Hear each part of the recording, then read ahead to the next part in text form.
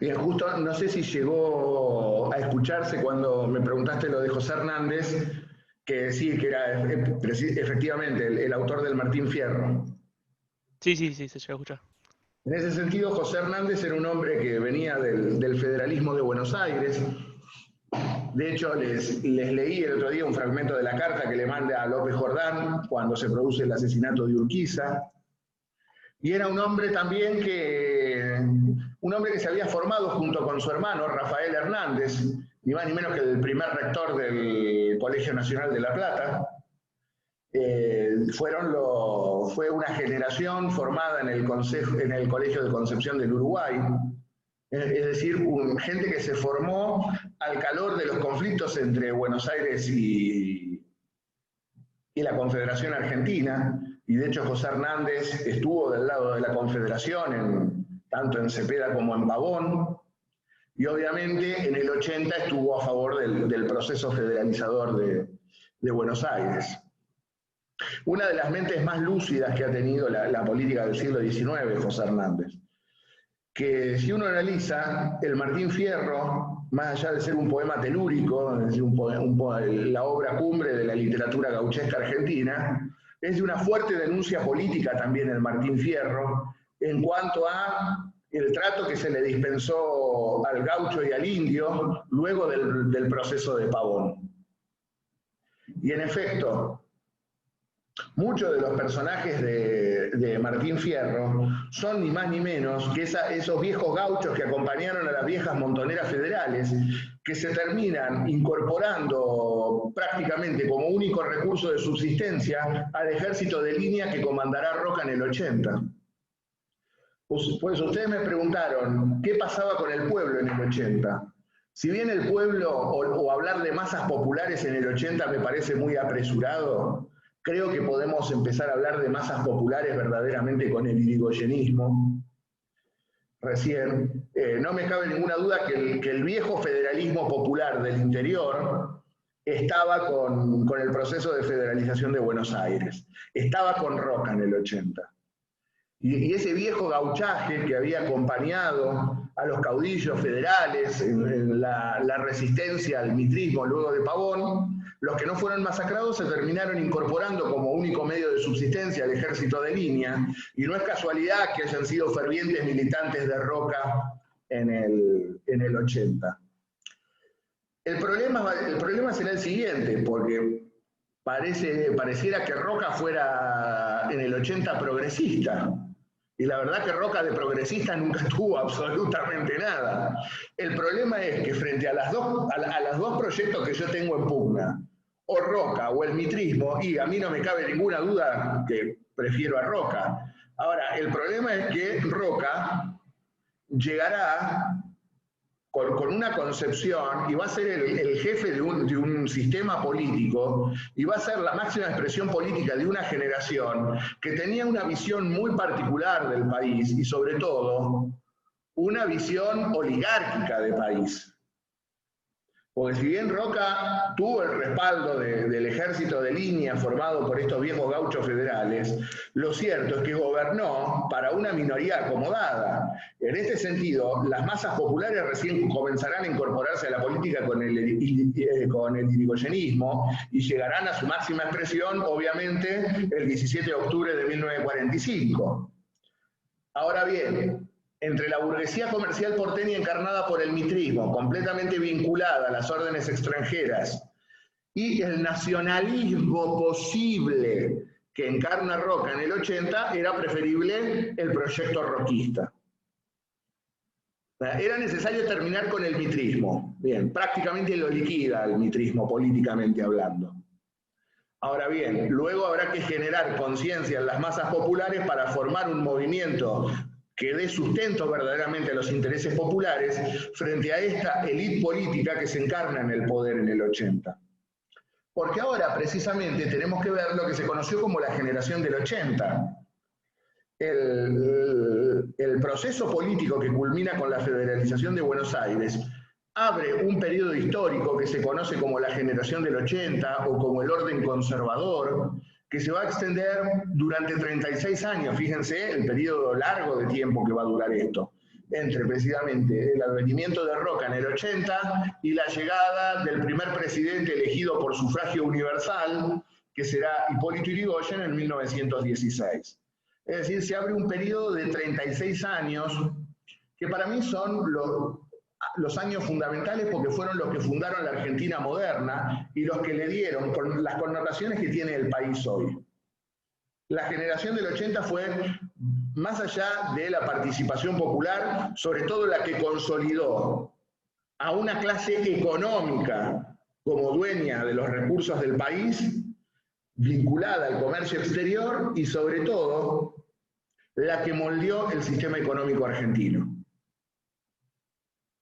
Porque en este sentido podía haber matices, podía haber diferencias, pero no de fondo. Es decir, no es que Mitre era liberal y el otro era estatista, o que uno era liberal y el otro era socialista. No, no, no. Son matices dentro de un mismo esquema político y económico.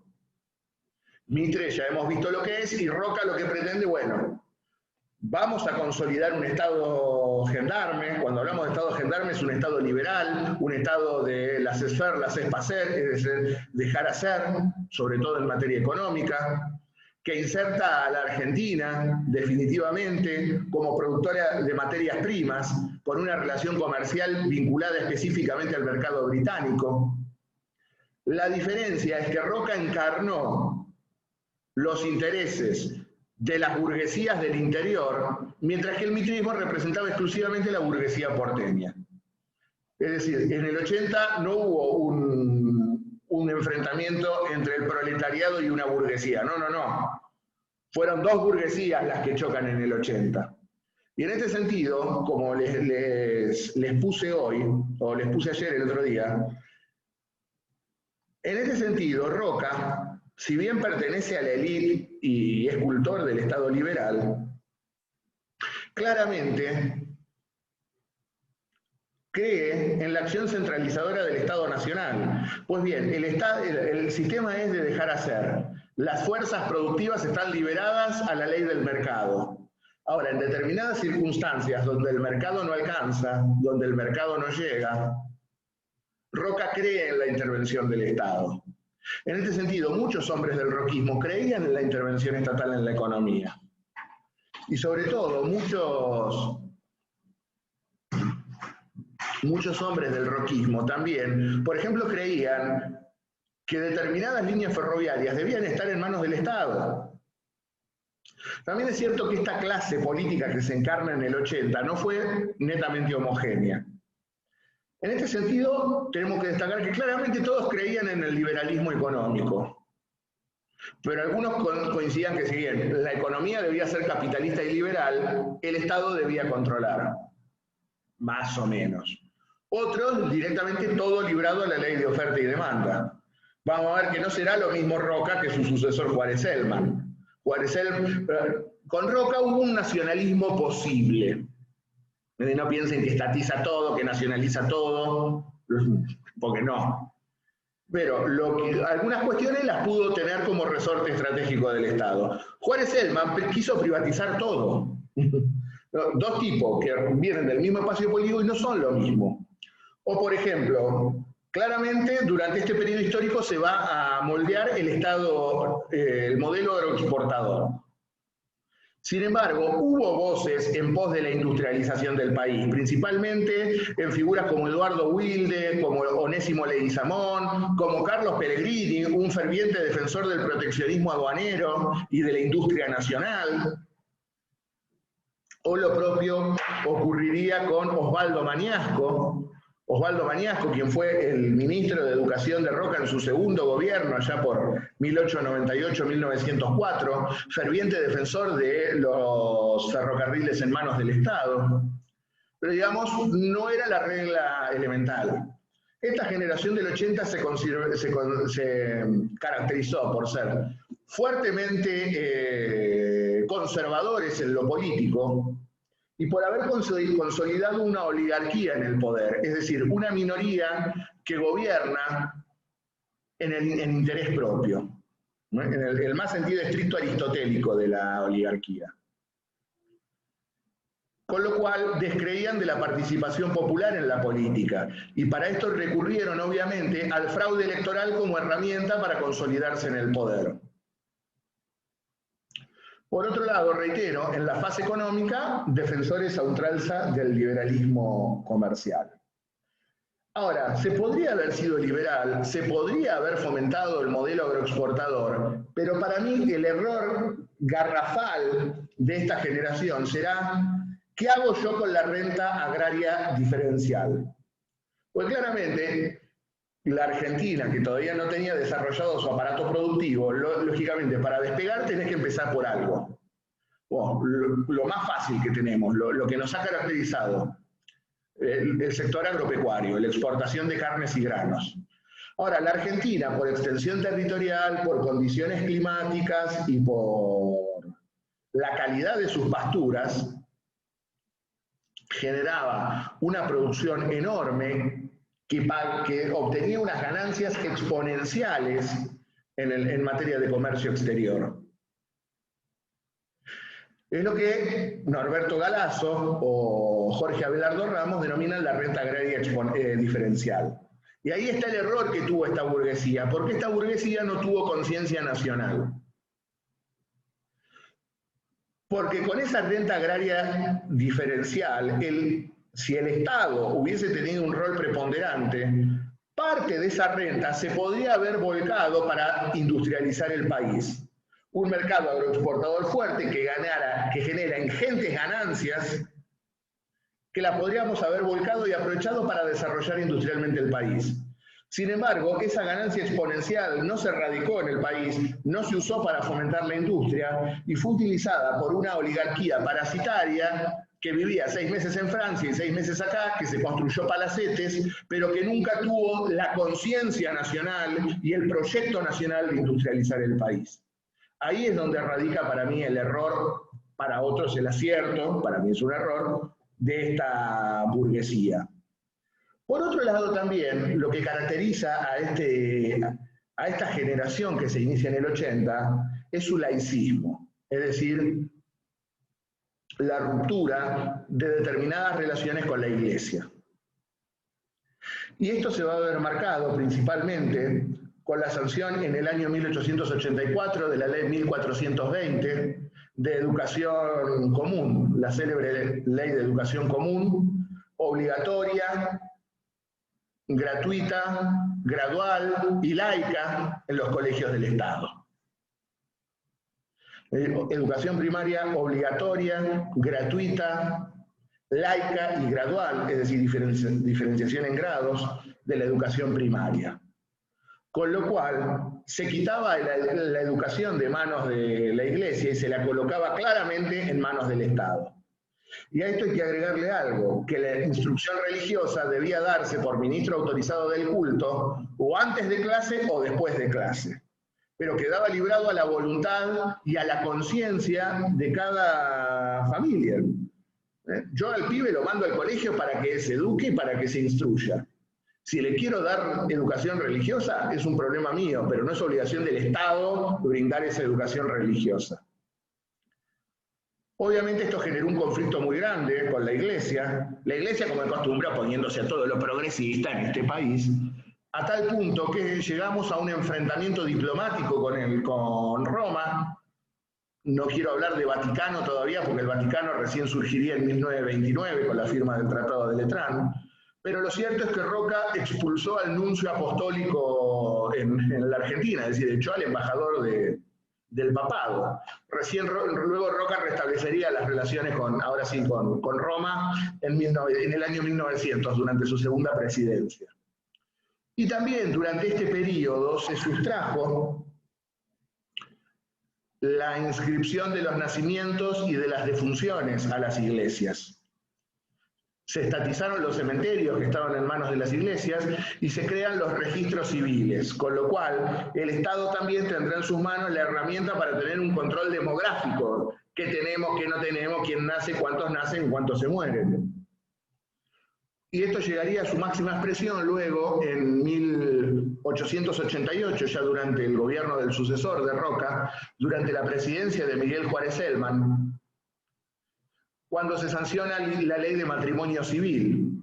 Es decir, el viejo Código Civil de Vélez, vigente desde el año 1871, había adoptado como régimen civil del matrimonio el matrimonio canónico, es decir, el matrimonio religioso. Pues bien, en 1888, con la ley de matrimonio civil, deja de ser un sacramento, por lo menos para el Estado, para ser precisamente un instituto del derecho de familia. Y establece la obligatoriedad por parte de los ministros de los distintos cultos que para casar a una pareja debía tener frente a sí la inscripción registral. Si no podías casar a nadie que no hubiese pasado previo al registro, por el registro civil.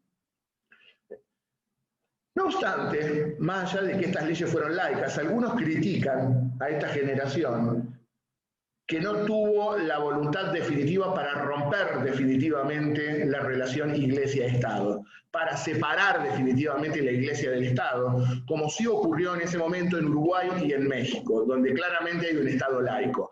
A pesar de que México es un país profundamente católico, uno de los países más católicos de América Latina, no me cabe ninguna duda, pero sin embargo tuvieron algo claro: Iglesia por un lado, Estado por el otro. Son dos cosas distintas. Nosotros tuvimos este tipo de leyes laicas, pero no rompimos definitivamente con la Iglesia. Y la otra cuestión, el sustrato filosófico de esta generación será lo que se conoció como el positivismo. Los que dieron introducción a la sociología ya deben tener una idea de qué hablamos con el positivismo. Una corriente científico-filosófica que surge de las enseñanzas de Augusto Comte en Francia, y que luego adquiriría sus rasgos definitivos en el siglo XIX, de la mano de Max Weber y Emil Durkheim. Pues bien, la Argentina entra en esta corriente del positivismo, que creen en el progreso como algo indefinido, la sociedad progresaba indefinidamente, y esto consistió también en aplicar muchas leyes de la física y de la biología a las ciencias sociales. En este sentido, en la Argentina, el positivismo se aplicó más que nada a través del pensamiento de Herbert Spencer, un hombre profundamente admirado por Sarmiento y que directamente era citado por Juárez Hellman en sus discursos en el Congreso de la Nación. Y si ustedes piensan en Comte, sus leyes eran orden y progreso.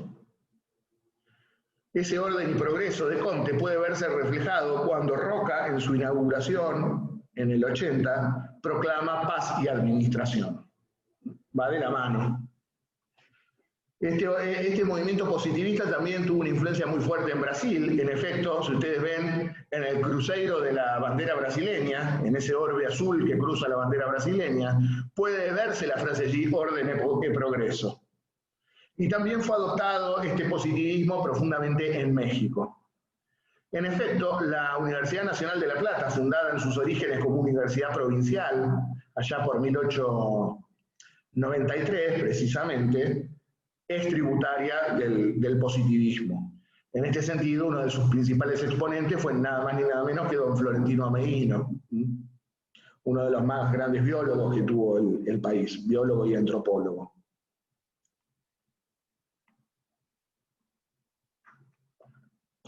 Esto es lo central de esta generación del 80, reitero, conservadores en lo político y en lo social, liberales en lo económico. Esto es lo más trascendente de esta generación. Y así entonces es como se va a iniciar este proceso que se va a extender, reitero, durante 36 años. Y ahora tenemos que analizar un poco la presidencia de Roca, esta primera presidencia de Roca en el 80. ¿Alguna pregunta?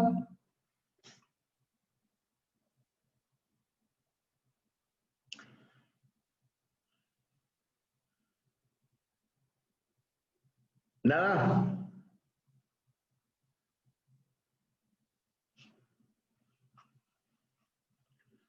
¿Nada, nada? Sí. ¿Quién me quería decir algo? No, yo dije que no tenía dudas, perdón. Ok. Bueno, entonces, Roca asume el 12 de octubre del 80, ya con Buenos Aires consolidada como su capital federal. A Roca le corresponderá entonces organizar el municipio de la capital federal, va a crear el municipio de Buenos Aires precisamente, designando a Torcuato de Alvear como intendente. La ley de creación del municipio va a establecer que el intendente de Buenos Aires será elegido por el presidente con acuerdo del Senado, y el primer intendente será precisamente Torcuato de Alvear, hijo de Carlos María, aquel que venimos viendo desde el directorio en 1815. Torcuato de Alvear sería precisamente quien le daría la actual fisonomía a la ciudad de Buenos Aires, quien tiraría abajo la recoba del Cabildo y recortaría sus alas para abrir la diagonal norte, la diagonal sur, quien proyectaría la creación de lo que ustedes conocen hoy como Puerto Madero. Digamos, fue el fundador también, Torcuato de Alvear, el fundador de la Buenos Aires moderna. Ya he mencionado también la ley 1420 de educación común. También Roca tuvo que lidiar con el conflicto económico. Recuerden ustedes que Avellaneda había tenido una crisis de deuda muy fuerte, producto del endeudamiento que le dejaron Mitre y Sarmiento. Avellaneda había llegado a decir: ahorraré sobre el hambre y la sed de los argentinos. Es el gran problema de estas élites gobernantes, ¿no? Les importa muy poco si el pueblo tiene hambre o no, pero honrar la deuda es deber sagrado. Y para que se den una idea, algo que los liberales nunca dicen, el 80% del presupuesto nacional durante todo este periodo, ¿saben qué se iba? La primera parte, obviamente, en deuda, no cabe ninguna duda. ¿Y saben quién se llevaba la otra gran parte de la torta? Los ferrocarriles, porque estaban subsidiados por el Estado. Los ferrocarriles ingleses estaban subsidiados por el Estado. El que fijaba la tarifa eran las compañías inglesas, el árbitro de la plaza eran las compañías inglesas. Ahora, ¿qué ocurría si iban a pérdida las compañías inglesas? La diferencia la tenía que poner el Estado. Con lo cual el Estado pagaba enormes subsidios. En este sentido, durante la segunda presidencia de Roca hubo un proyecto de Mañasco para nacionalizar algunos ferrocarriles que directamente ni se lo trataron. Luego trataría de hacerlo Hipólito Yrigoyen, el Senado conservador se lo bochó. Recién durante la presidencia constitucional de Perón lograron nacionalizarse los ferrocarriles. Que toda la historiografía antiperonista suele decir que se compraron un montón de chatarra inservible. Veremos que se compraron más que vías férreas y locomotoras. Que el paquete de nacionalización de los ferrocarriles logró incorporar al patrimonio del Estado muchísimas más cosas. Pero, reitero, acá era un peso enorme sobre el presupuesto. Es decir, que en vez de industrializar el país y para lograr un desarrollo autónomo, subsidiábamos a los ferrocarriles británicos. Bueno, y en ese contexto se dicta la ley 1130, que crea el peso moneda nacional, unificando en un único signo monetario todas las monedas y cuasimonedas que teníamos dando vuelta por el país. También durante la presidencia de Roca se crean los territorios nacionales, porque hemos visto que durante la presidencia de Avellaneda se llevó a cabo la conquista del desierto, con Roca como su comandante en jefe. Pero Roca había llegado solo hasta la confluencia de los ríos Limay y Neuquén. Es decir, el límite entre lo que hoy son las provincias de Neuquén y Río Negro. La expansión hacia el sur continuó ya durante la presidencia constitucional de Roca. Del mismo modo que también se decidieron ocupar los territorios del noreste, lo que hoy son las provincias de Chaco y de Formosa. Así que, para administrar esos territorios que el Estado Nacional incorporaba a la soberanía, se dictó la Ley de Territorios Nacionales. Fíjense, a los que pueden, allí en el mapa, esta es la porción de territorio que se incorpora, allí en celeste, en 1879, y fíjense, ya durante la presidencia constitucional de Roca, desde Río Negro, Chubut y Santa Cruz, también se incorpora. Y se terminan de incorporar los territorios del noreste.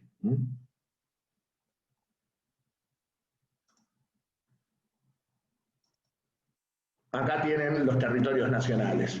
Fíjense en el borde norte, pegado a la cordillera y contra Bolivia también, el territorio nacional de los Andes, el territorio nacional de Formosa y el territorio nacional de Chaco, territorio nacional de Misiones, las Misiones también no eran provincia autónoma.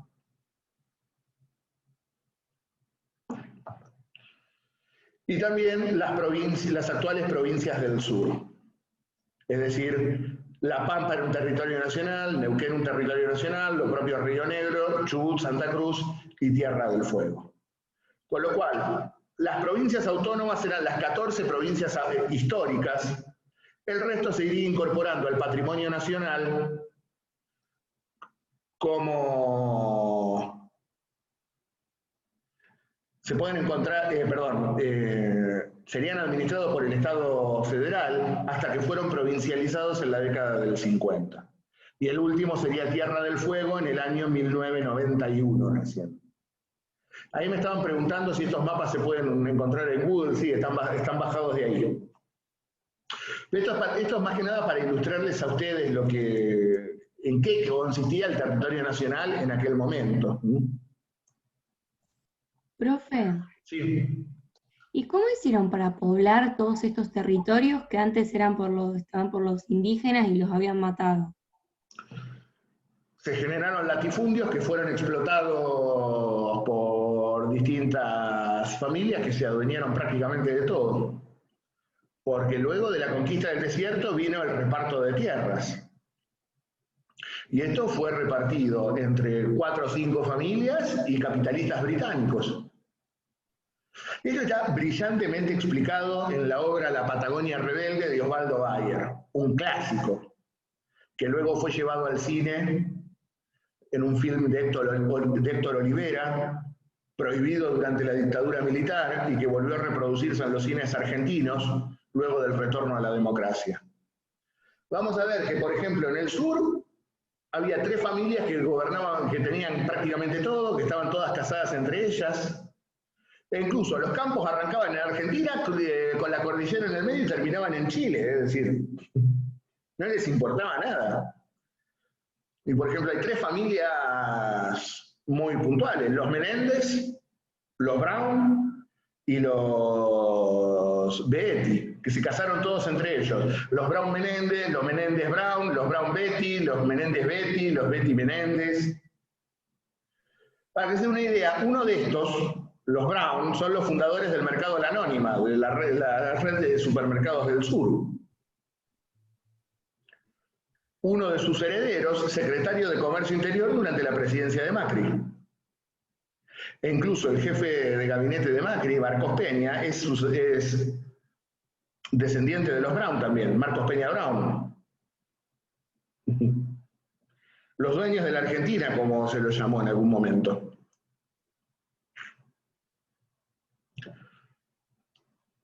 Ahora, en este sentido, cabe destacar, volviendo a la política de Roca, que para poner en orden la economía favoreció cierto proteccionismo aduanero para proteger algunas industrias, sobre todo vinculadas al desarrollo de los ferrocarriles. Llevó a cabo una redistribución más equitativa de la renta aduanera en todo el país, extendió la red de ferrocarriles y de los telégrafos. Durante la presidencia de Roca también se firman los primeros tratados de extradición con el extranjero, y fue el que puso orden en el caos de las cuestiones limítrofes con Chile.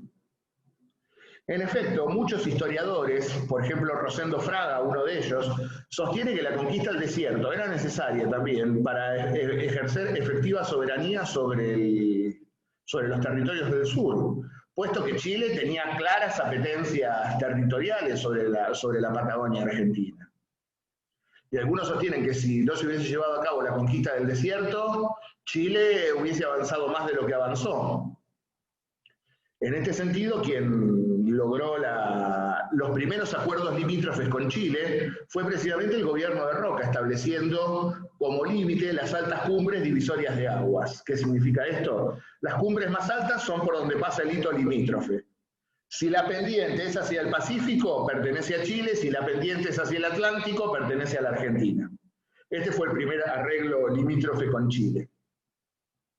Luego veremos que no obstante, estuvimos a punto de ir a la guerra durante la presidencia de Uriburu, lo propio durante la segunda presidencia de Roca, y después se llegó a un acuerdo.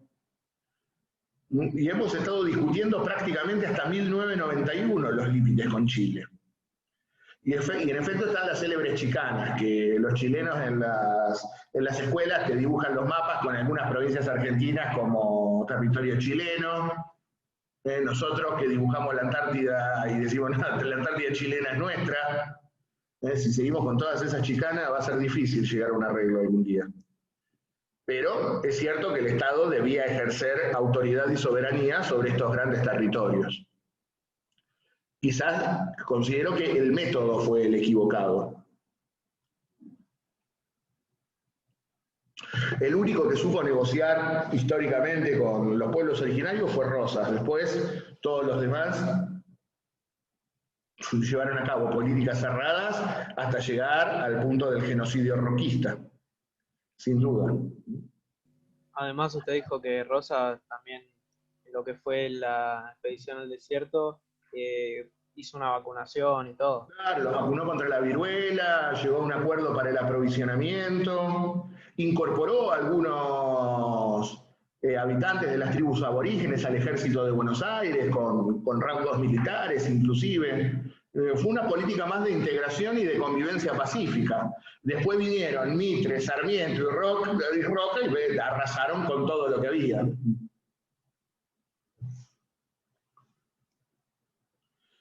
Bien, y esto es lo central que podemos mencionar de esta primera presidencia de Roca. Y así llegamos a 1886, cuando culmina su mandato presidencial. Muchos pretendieron suceder a Roca. Uno de ellos fue el gobernador de la provincia de Buenos Aires, Dardo Rocha. Cabe destacar precisamente que durante la presidencia de Roca se produce en 1882 la fundación de la ciudad de La Plata. Porque claro, al haberse federalizado Buenos Aires, ¿dónde iban a residir las autoridades provinciales? Se crea esta ciudad con la intención de que fuera capital de la provincia. Algunos sostienen que Dardo Rocha pensaba ser presidente y, siendo presidente, devolverle la ciudad a Buenos Aires y establecer aquí en La Plata la capital federal. Sin embargo, fueron los delirios de grandeza de Dardo Rocha.